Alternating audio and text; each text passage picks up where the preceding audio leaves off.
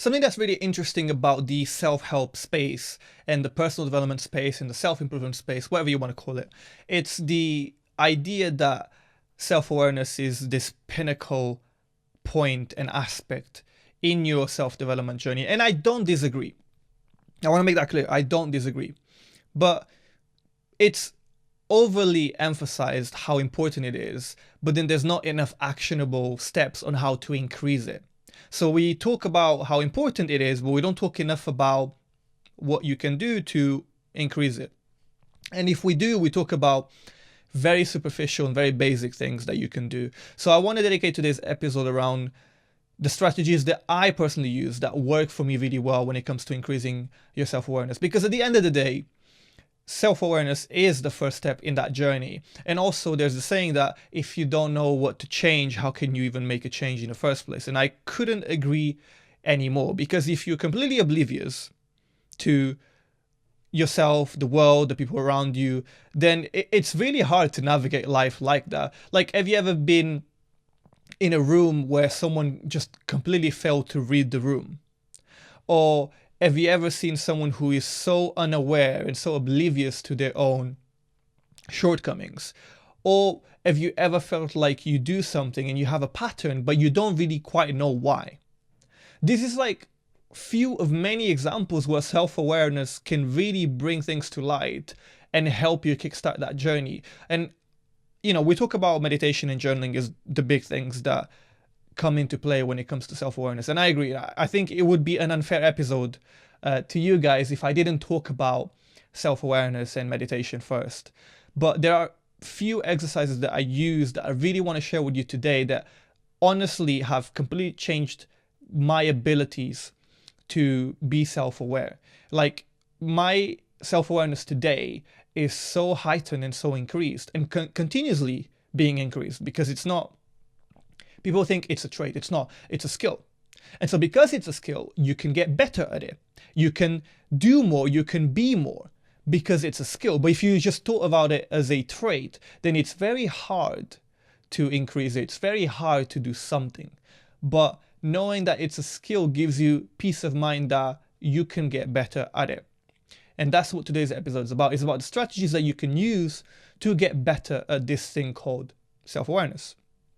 So let's talk about meditation first, because it would be unfair not to. The thing that I have noticed with meditation, and again, I don't meditate every day, I meditate every now and then, but the thing that is interesting about it is when you're meditating, most of the times, if not all the times, you have your eyes closed. And then if you're listening to a guided meditation, then you might be having your headphones in. And the reason why I'm mentioning these two aspects and details is because there's something here that's really important, which is you have two of your main senses focused on something else, right? If your eyes are closed, you're not using your vision. And if you're listening to a guided meditation, your auditory sense is focused on something else. So just right there and then, you've managed to clear out two senses, which then mean that you can be more focused because you're not overstimulated. You know this better than I do, right? We go through lives being overstimulated by technology and other people and just the noises around. When you walk down the street, there's so much sensory stimulation. So meditation, what it helps you with is it helps you slow down. It helps you focus. It helps you be more present. And that's really what's interesting about it, is you close your eyes and you're either listening to a guided meditation, or you might just be listening to the sounds of your room or where you are. And you just focus and you slow down. And what happens when you focus and you slow down? You're more present. Okay, and what happens when you're more present? You gain more clarity. Because you're not being distracted, you're not being stimulated anywhere else. You just have your focus and your presence in one place. And so you notice more. And when you notice more, you learn more. And when you learn more, you become more self-aware. So meditation is a great pathway to self-awareness because it forces you to focus. It forces you to be present. It forces you to notice. And I think a lot of people still have this misconception that meditation is kind of this stop thinking, stop everything mentality and frame, but it's not. When you're meditating, you're not stopping your thoughts. In fact, that's actually not even humanly possible. So that's not what you're doing. What you're doing is you are slowing down and you are paying attention to your thoughts. You're not stopping your thoughts, you're paying attention to them. And that's a very important differentiation. So the clarity that you gain from being present and focused is what allows you to go deeper into your self-awareness. When you pay attention and you notice more, you gain more clarity. And clarity is something that we often don't get in our day-to-day lives as much as we want to, because we're constantly being bombarded by social media notifications, TVs, phones, radios. Like, there's just too much going on. And so you need to take a step back to gain the clarity required to increase your self-awareness. And you can only do that, well, not only, and you can do that via meditation. That's one pathway. So that's why meditation is important, and that's why it would be unfair not to mention it, because it is a pathway to self-awareness. It might be one that a lot of people struggle with, which is why I'm going to talk about other things, but it's one that a lot of people find success in. The other thing I want to talk about is journaling. Journaling is also an interesting one because it's one that I find myself still struggling to create this habit of journaling. But when I do, I feel great. And I've noticed this actually, which is I always feel better after journaling. I might feel overwhelmed before journaling, but I almost feel like a weight has been lifted off my shoulders after journaling. Like maybe I'm journaling about something that happened today and I just want to get my thoughts out. And I almost always feel like a weight's being lifted off my shoulders. And I was interrogating myself today. I was like, why is that? Why do I feel better when I journal or after I journal? And what I've realized is because a lot of the times we're trying to visualize our thoughts and process them at the same time in our own heads. And that can be so complex, and especially when it's a stressful thing that you are thinking about, it can be even overwhelming to try and make sense of it. So when you're writing it down, you are basically putting it out on paper and you're visualizing it and you're getting it out of your head, which I think is super important. Getting it out of your head is so important because you feel less overwhelmed when you've put it out there. And also when you're writing down, your brain is forced to slow down, because if you are typing, normally you don't type as quick as you think. So your brain has to slow down when you focus trying to write down your thoughts. And I think with journaling, it's this conversation that you have with yourself. There's a saying that says that the greatest book that you can ever read is the one that you write. And I agree with it. It's generally the greatest book that you could ever read. It's the one that you write. And I don't know about you guys, but I've gone back to old journal entries, and I always find it interesting to see what state of mind I was in when I was writing a certain entry in my journal, whether that be a few weeks ago, a few months ago, last year. I always found it really interesting. But journaling tends to help you increase that awareness because it's almost like a dialogue. You're having a conversation with yourself. You know, if you go to therapy, you're having a conversation with someone else. But if you turn to journaling, you're having a conversation with yourself. But that's important. It's that dialogue that you're having with yourself. You're rationalizing as you speak. I don't know, different people might operate differently, but I always find that when I journal out loud, I almost find myself processing things better. Like thinking out loud to me works really well because it allows me to process things a lot better. And so, again, you'd be unfair not to mention journaling because journaling is an incredible path towards increasing your self-awareness. Now, I do want to talk about two more strategies that I use that, quite honestly, have served me so well. And I think that these are the things that I want you to go away and try. Because most of you might have tried meditation, you might have tried journaling in an unstructured way. And that's fine. Maybe it works for you, maybe it doesn't. But these specific strategies that I'm about to mention now, these are the killer ones that I really, really praise about, and I love them because it's worked wonders for me, and I know that it's going to work wonders for you. So the first one that I want to talk about is called strengths and weaknesses. I don't have a better name for this, so I that's the name that I'm going to go for. And the reason why I'm talking about the naming is because I don't really see it as strengths or weaknesses. I feel like something could be a strength in one context, and then in a different context, it might be a weakness. And I can give you an example, actually. I just talked about how I like to think out loud and how that helps me process things. So I would say that thinking out loud is actually a strength if I'm alone in a room trying to process my own thoughts. But it's probably a weakness if I'm at work in a meeting with other people and yes, I start thinking out loud. Like, it would be a weakness in that context, but it would be a strength in a different context. So I don't really like the whole strengths and weaknesses because I think it's context dependent. I don't think it's as black and white like most things in the world. I don't think it's black and white the way that most people perceive it. I think there's a level of like, well, it could be a strength or it could be a weakness. It's just context dependent. But let's just go with that name for now, because for lack of better naming. Exercise, strengths and weaknesses.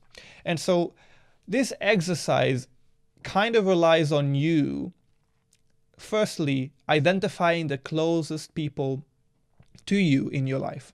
So make a list. Think of the 5 to 10 people that you're close with. Think of 5 to 10 people that you trust, that you think you're close to, that you see as people who know you well. You've had an incredible amount of interactions with them. Think about those 5 to 10 people. And now, what I want you to do, right? And I've done this, and I do it every year. Works wonders.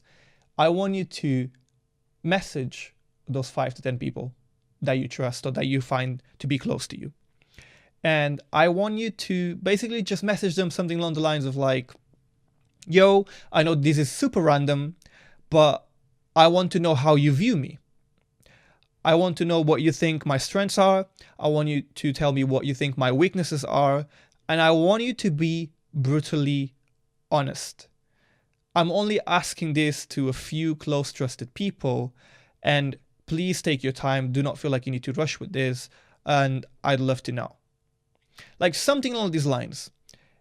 And what you're doing in this message is you're telling them to take their time. So you're not asking them to rush to reply to you.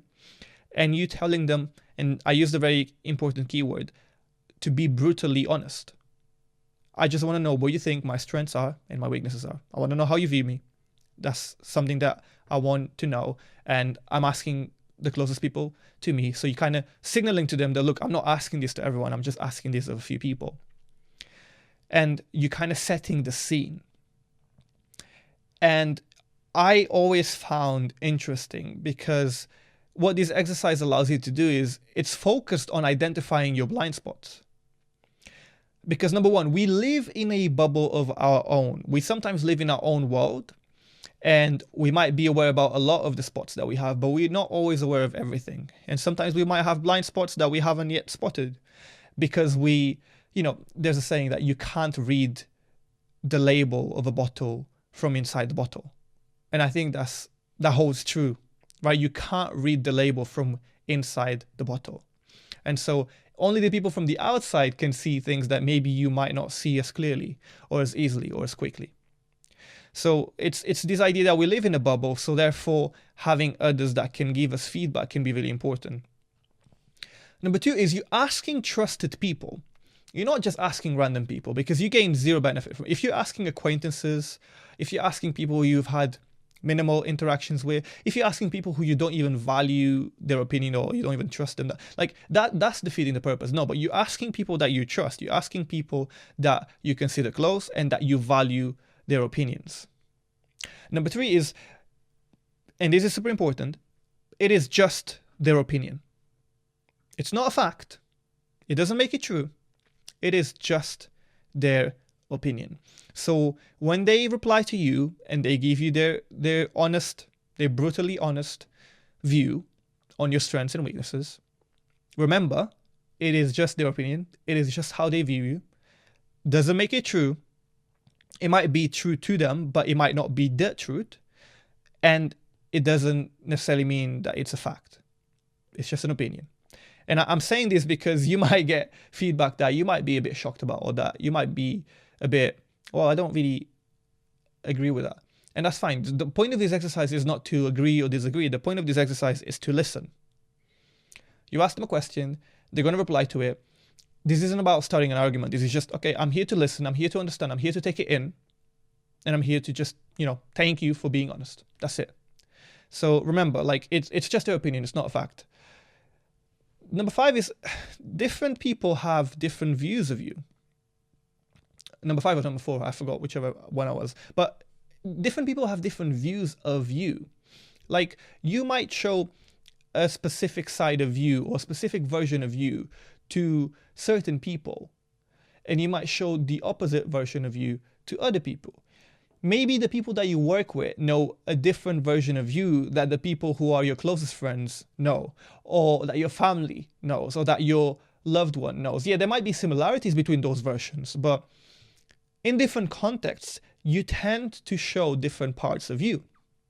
And I think that's okay. So you got to remember that when someone's giving you their feedback, they're giving it from a very particular experience. If they know you from work and all they've seen is Eric at work, they're going to give you feedback based on Eric at work, right? They won't give you feedback based on any other version because the version that you've showed at work is Eric at work. So that's something to keep in mind, because you might be confused at how different the feedback might be from different people. And that's okay. It's different versions of you. There's some sort of Japanese saying around how we all have 3 masks. One is the public one that we show to everyone. One is the private one that we only show to close ones. And one is the secret one, which is the one that we don't show to anyone. And they tend to say that the secret one is the one that reflects the truest self the best. And I think it's a pretty poetic saying, but the point being is, like, there's different versions to you, and different people will experience and have different views of you. And I think sometimes you don't even realize it, but maybe your actions or your interactions with this person have caused a perception that might not be even accurate to you, but it's just those particular actions that, or behaviors or experiences that might have created this narrative or this image in their minds. And then number 5, I think this is 5, is you analyze everything. So when everyone replies to you, you analyze everything that was said. You take it all in. Again, remember, you're here to listen. You're not here to disagree. You're not here to argue. You're not here to discuss. You're not here to question, challenge, ask why you said that. No, you're here to listen. Okay? What do they think your strengths are? What do they think your weaknesses are? You just listen, you say thank you, and then you analyze. And this is where it gets fun. Okay, let's analyze what was said. Do I agree with what was said? That's the first thing. And you might agree with most stuff, and there might be stuff that you don't agree with.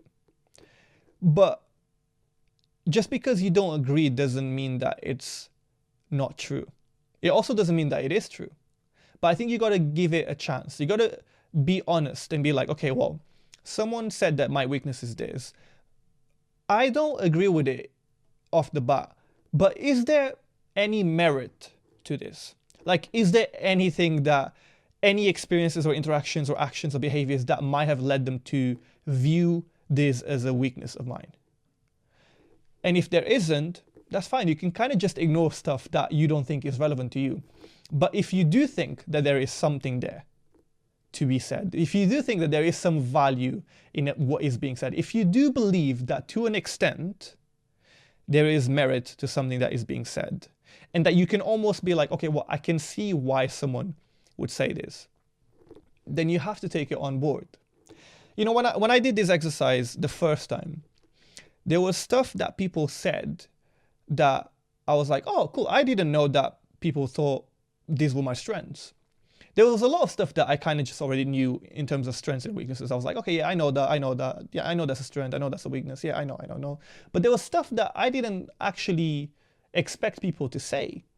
as my strengths. And I was like, oh, okay, well, this is really cool. Like, I didn't know.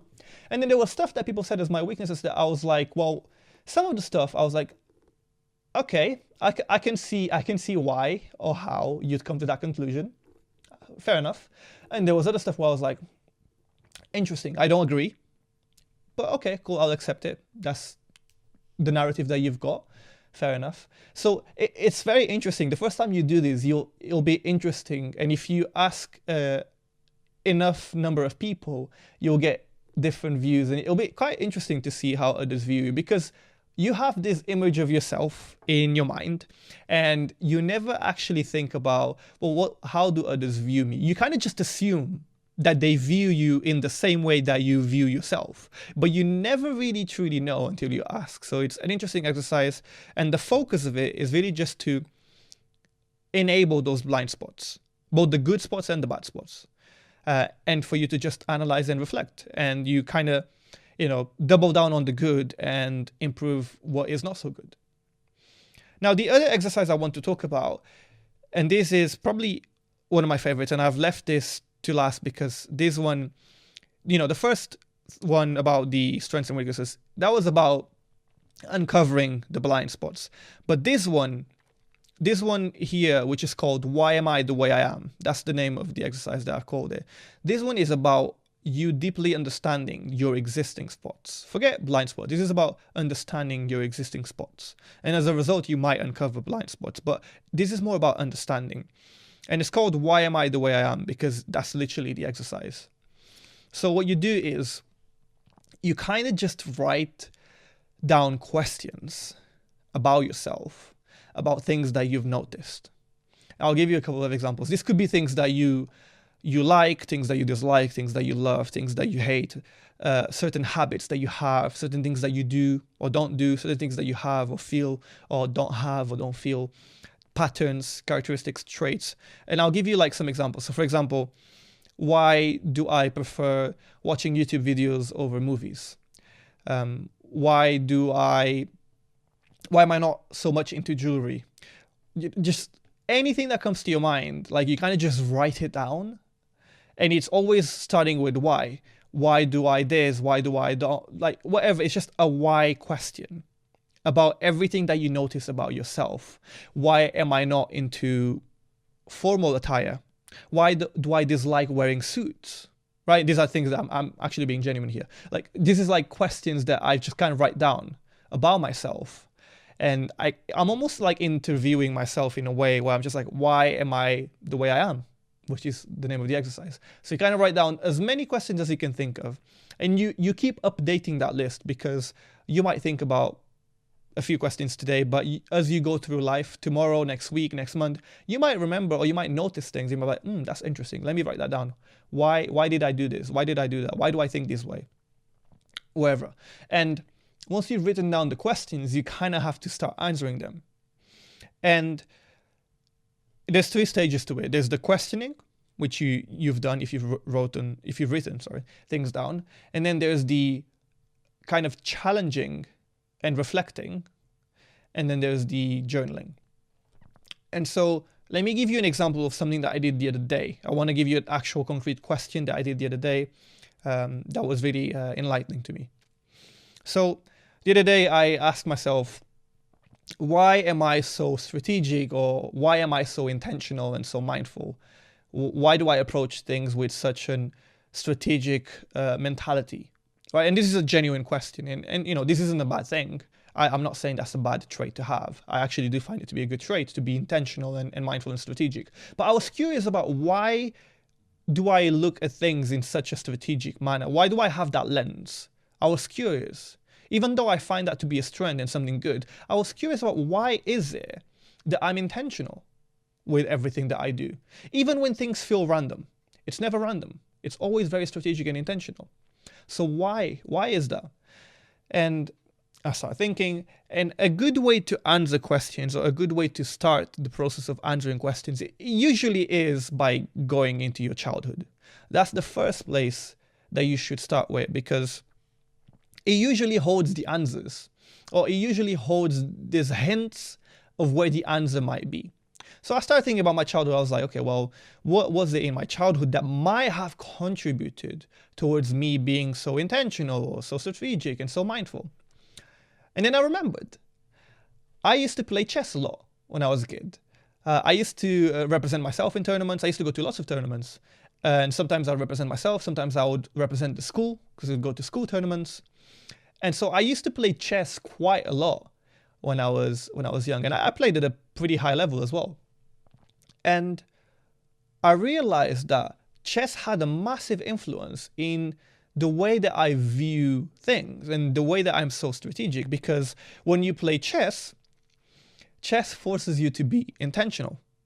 Like every single move, you have to be thoughtful about the move. You have to be intentional about the move. You have to be strategic.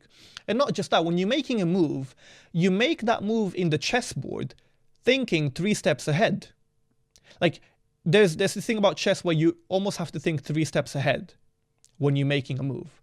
And so I was so involved in chess tournaments and chess games and playing chess that I think there's a pattern of like being strategic and intentional and thoughtful with every single move and always thinking ahead that comes from those times where I did play chess. Because chess forces you to be intentional. It forces you to be strategic. It forces you to think 3 steps ahead. It forces you also to be accountable. Because when you win or lose in chess, and this is what's really cool about chess, whether you win or lose, that was your fault. Like at some point in that game, you made a move, and that move was what led you to lose or win the game. So there's a massive piece of accountability. Like everything is your fault in chess. There's no such thing as luck. No, there's no, because you have the same odds as someone else.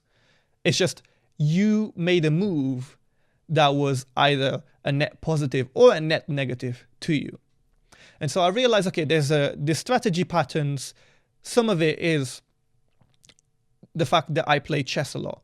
And then I thought a bit more about it. I was like, okay, well, also, my mom being a single mom, divorced parents, raising me and my brother all by herself, we struggled financially. So we had to always be thoughtful about where we're spending our money. We always had to think twice about spending money. Okay, cool. That's where I got that pattern of being thoughtful as well. It also comes from that. And I kept thinking, and I remembered that I used to play video games a lot. And a lot of the video games that I played were actually strategy-based games. Again, reinforcing that intentionality and that strategy pattern. And so I can go into more examples, and I know I'm kind of making it sound really easy, like I've got the answer super easy, but at the time I actually spent I don't know how much time I spent, but I did spend quite a lot of time thinking to try and find the answers. And it wasn't just thinking, I was writing it down. I was literally talking to myself and writing it down to figure out, okay, why am I in this way? And that's what's so beautiful about the journaling aspect of this exercise, is that you're using journaling to process and to think through things. And so that's one example that I wanted to give you, just so that you have some context around a question that I had and how I better understood that pattern from me by just thinking deeply about why am I the way that I am. Now, there's other questions in that list that I still haven't got around to, like, for example, why do I dislike wearing suits? Or why do I dislike wearing formal attire? And I'll get to that in the next time I get to sit down and journal. But it's really interesting that it all comes down to you. Like, you already have the answers. You already have all the answers within you. It's just that you haven't shined a spotlight into the areas that you need to really think about. Self-awareness, I can't remember who used this analogy, but I loved it. It's such a beautiful analogy. Self-awareness is like a dark room. Being self-aware is just turning the light on in that room. And this exercise helps you do just that. Now, we've reached the point in the episode where we have this segment called Just a Moment. Just a Moment is a segment that we started where we kind of look at the conversation cards that Stephen Bartlett created. We take one card out and we answer whatever question is in that card. So whatever question comes out, I need to read it out loud and answer it. So depending on the question, we might get deep or not. Let's see what comes out. So let's do it. All right, let me show you whatever question comes out. you get to see it first. So you're seeing it first. Right, let's see what question we got. This question was asked by Mari Folio. I hope I'm pronouncing her name right. And it was answered by Richard Osman. And the question is, what was the most valuable lesson you've learned in the last year and why? Right, let me think about it.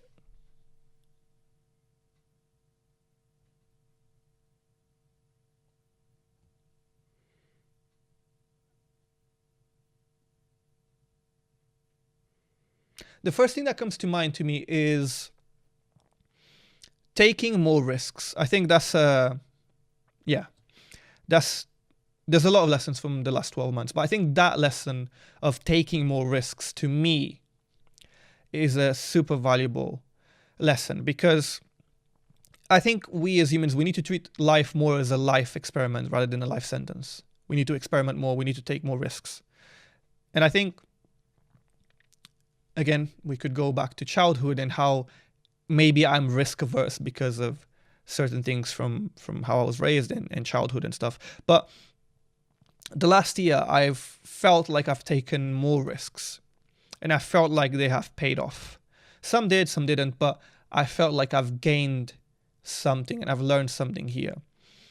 And I can even apply this to this podcast right here, right now. I mean, I've taken a risk by upgrading the production value, because there's obviously a financial cost attached to it. It's more logistically complex. There's a lot more to think about when you're doing a video podcast, and upgrading it from an audio to a video has its risk for me anyways. And so the question that I started using, because I'm trying to make this actionable to you, the question that I started using that really helped me take more risks is, what's the worst that can happen? What's the worst that can happen? What's the worst thing that can happen from this? And that question has given me so much peace of mind. Like, I can't even describe this. It's given me so much peace of mind, because it literally,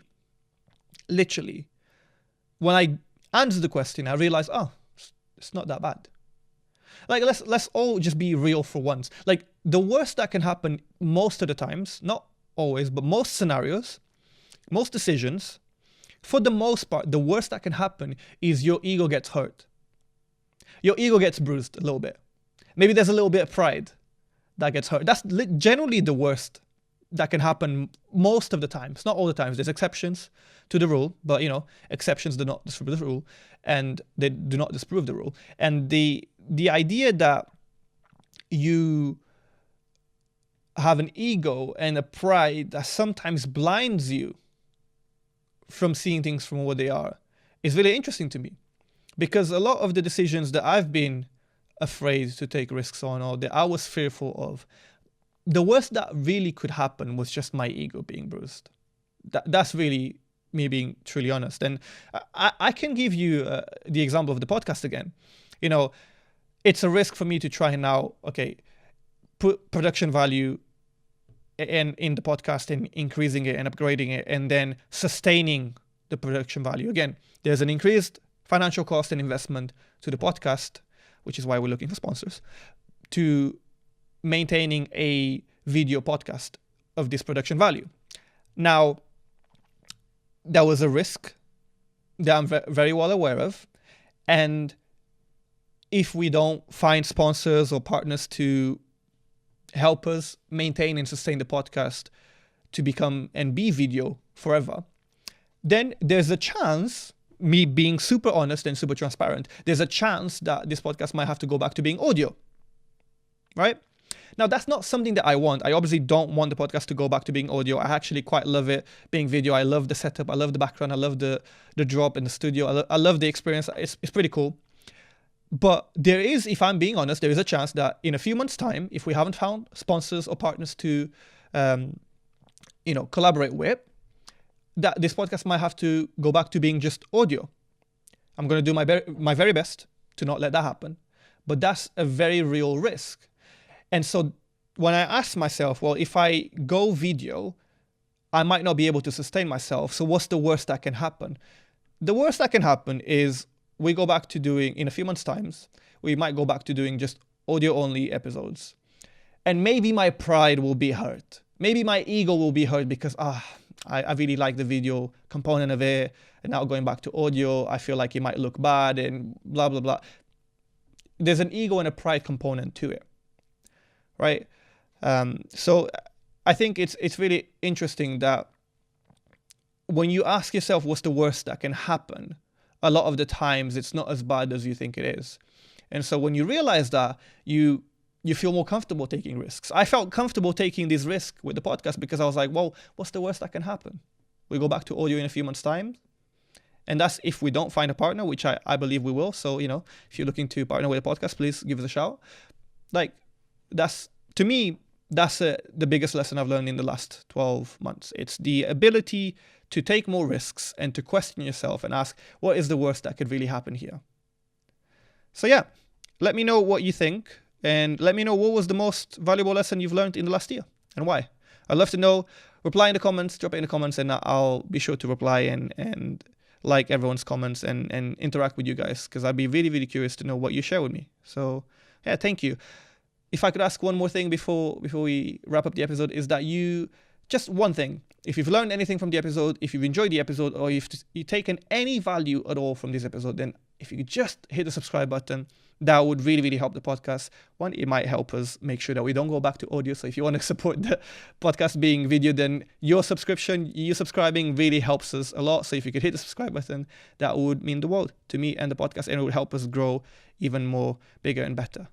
Thank you.